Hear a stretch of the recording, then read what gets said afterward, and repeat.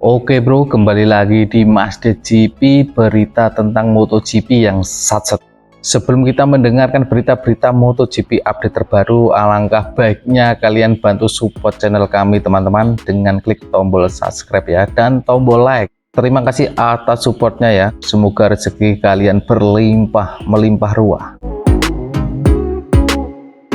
Luca Marini ingin merombak aturan MotoGP. Lebih tepatnya, Luca Marini mengusulkan aturan untuk yang masuk Q1 kualifikasi 1 itu yang masuk ke Q2 itu menjadi 4 rider untuk saat ini, dan beberapa tahun ke belakang kan dua rider tercepat di kualifikasi 1 itu masuk ke kualifikasi 2, dan ini Marini mengusulkan agar aturannya sama dengan Moto2 dan Moto3. Jadi rider tercepat ke 11 sampai terakhir itu yang masuk kualifikasi 1, nanti 4 rider tercepat yaitu peringkat 1, 2, 3, 4 di kualifikasi 1 bisa bersaing bersama 10 rider yang sudah masuk di kualifikasi 2. Menurut kalian ini bagus nggak ini? Kalau menurutku ya bagus-bagus saja. Secara kan untuk rider-rider yang istilahnya tidak sekuat yang di depan itu bisa berjuang untuk memperebutkan pole position ya.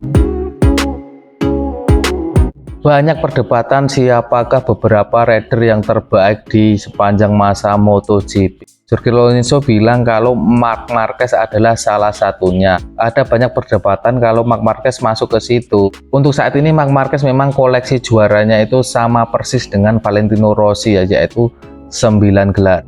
Dengan umur Marc Marquez yang ini kisaran 32 tahun, masih ada kesempatan untuk pindah pabrikan. Nah, kata Lorenzo kalau Marc Marquez ini bisa juara dengan 3 pabrikan berbeda, itu sudah tidak ada perdebatan lagi kalau Marc Marquez adalah rider yang paling oke. Untuk yang terkenal kita tahu sendiri kalau yang sudah juara 2 pabrikan adalah Valentino Rossi bersama Honda dan Yamaha. Kalau Lorenzo itu bersama Yamaha saja ya. Untuk Casey Stoner itu 2 pabrikan berbeda tapi koleksi juaranya masih 2 ya, yaitu bersama Ducati di 2007 dan bersama Honda di 2011. Untuk Pecco 2 kali juara tapi masih sama dengan Ducati ya. Nah ini kan Marc Marquez ini 6 kali bersama Honda dan 1 kali bersama Ducati. Nah, asalkan pindah pabrikan misalkan Aprilia atau Yamaha atau KTM dan bisa juara, itu sudah tidak ada perdebatan lagi kalau Marc Marquez adalah rajanya MotoGP. Itu menurut Jorge Lorenzo ya, legenda MotoGP juga loh itu. Lorenzo Salvadori kembali akan menggantikan Jorge Martin di seri balapan Portimao Portugal pekan ini ya. Hal tersebut dikarenakan Jorge Martin masih absen karena menjalani masa pemulihan. Memang untuk tahun ini Lorenzo Salvadori itu bekerja sangat keras ya, di luar tes dia di balapan juga istilahnya juga tes motornya karena ya ikut balapan. Karena Jorge Martin sendiri untuk tahun ini memang apes sekali ya, itu sudah cedera berkali-kali. Baru tes awal musim cedera, baru masuk Jepang kemarin cedera, terus yang masuk Qatar sama Digimon juga cedera. Yang masih seru untuk perebutan juara adalah di Moto2 antara Diogo Moreira dan Manuel Gonzalez. Ini selisihnya 9 poin ya, dan balapan masih sisa 2 balapan di Valencia dan Portimao. Untuk minggu ini adalah balapan di Portimao ya, dan poin yang maksimal bisa dikumpulkan untuk 2 balapan tersebut adalah 50 poin karena Moto2 tidak ada sprint race ya. Kalau menurutku sih yang lebih pantas itu Diogo Moreira ya, karena dia sudah resmi masuk MotoGP. Agak aneh sih kalau misalkan Manuel Gonzalez itu juara dunia. Ya bukan untuk merendahkan Manuel Gonzalez, tapi kayaknya itu di kepala saya itu nggak masuk akal ya. Manuel Gonzalez itu juara Moto2 misalkan ya, tapi nggak masuk MotoGP. Malah yang masuk MotoGP Diogo Moreira, itu kan juara Moto2 tapi nggak masuk MotoGP. Aneh. Ada beberapa rider MotoGP yang mendapatkan gelar Rookie of the Year dan bisa mendapatkan gelar juara dunia MotoGP. Ada beberapa ini, bisa saya sebutkan. Untuk Nicky Hayden Rookie of the Year itu tahun 2003 dan bisa juara dunia di 2006. Untuk Jorge Lorenzo Rookie of the Year-nya 2008, bisa juara dunia di 2010, 2012 dan 2015. Yang paling keren itu Marc Marquez bisa menyabet pada tahun yang sama, yaitu Rookie of the Year 2013, juara di 2013, 2014, 2016, 2017, 2019, dan 2025 bersama Ducati yang baru-baru ini ya. Terus Fabio Quartararo Rookie of the Year di 2019, bisa juara dunia di 2021. Untuk Jorge Martin Rookie of the Year di 2021 dan bisa juara di 2024. Nah, Fermin Aldeguer ini kapan? Rookie of the Year di 2025 ini apakah MotoGP 2025 akan berakhir tinggal di seri Portugal dan Valencia. Nah, di 5 balapan terakhir ada 5 juara race yang berbeda. Untuk di Misano Marc Marquez, Motegi Francesco Bagnaia, Indonesia Fermin Aldeguer, Phillip Island Raul Fernandez, dan seri Malaysia Alex Marquez. Nah, apakah di 2 seri terakhir ini akan melahirkan juara race baru selain 5 orang terakhir ini? Memang tidak bisa dipungkiri tidak adanya Marc Marquez itu balapannya nggak bisa diprediksi ya. Siapa yang memprediksi kalau Raul Fernandez bisa juara di Phillip Island? Siapa yang memprediksi kalau Fermin Aldeguer menang di Indonesia?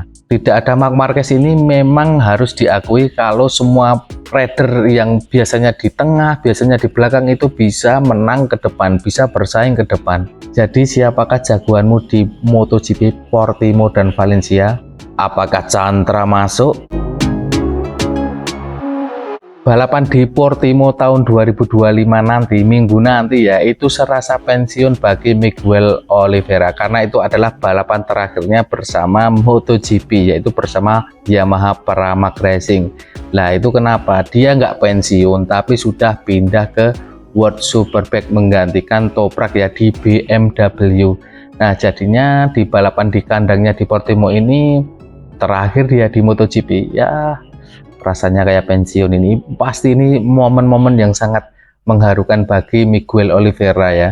Semoga bisa top 10 lah karena Yamaha ya.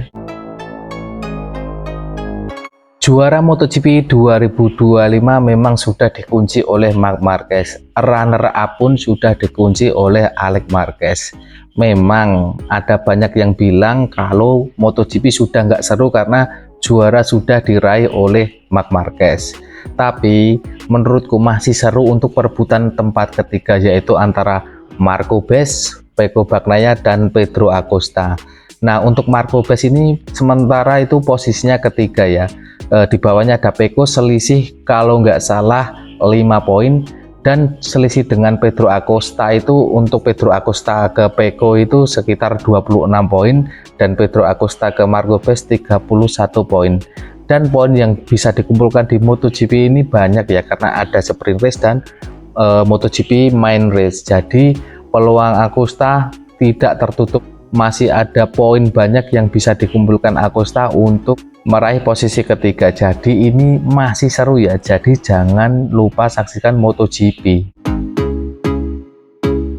Nico Lobulega resmi menggantikan Marc Marquez di MotoGP Valencia dan Portimao. Nah, untuk beberapa tahun ke belakang ya, 10 tahun ke belakang ini Ducati memiliki rider pengganti ya, dikarenakan ya rider utamanya biasanya cedera.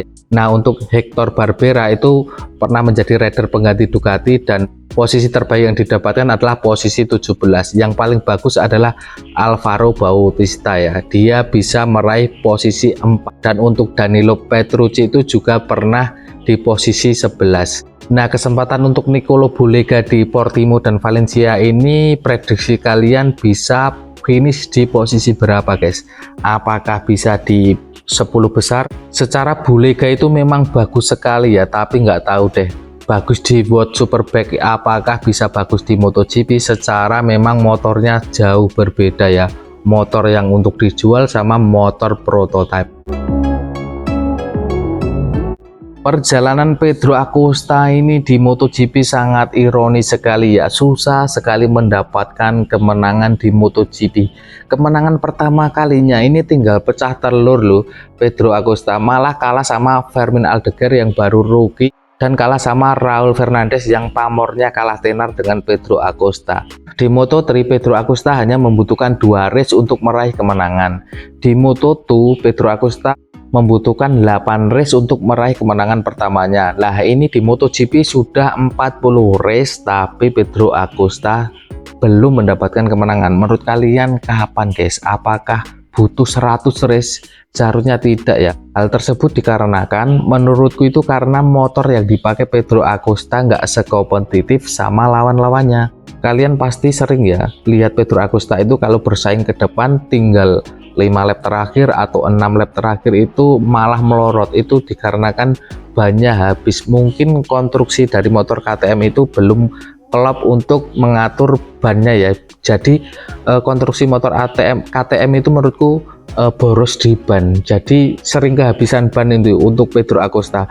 Bahkan kita juga pernah lihat kalau Pedro Acosta itu lebih dari limitnya dan sering crash ya, karena memang ya dia itu memang ingin menang tapi senjatanya itu kurang menurutku. Kalau misalkan Pedro Acosta pindah ke Ducati mungkin nggak butuh 40 race ya, mungkin sebelumnya dia juga meraih kemenangan walaupun cuma 1 kali lah. Oke, terima kasih telah menyaksikan Masded GP, cuap-cuap tentang MotoGP yang satset-satset, dan terima kasih dan kita tunggu video berikutnya ya.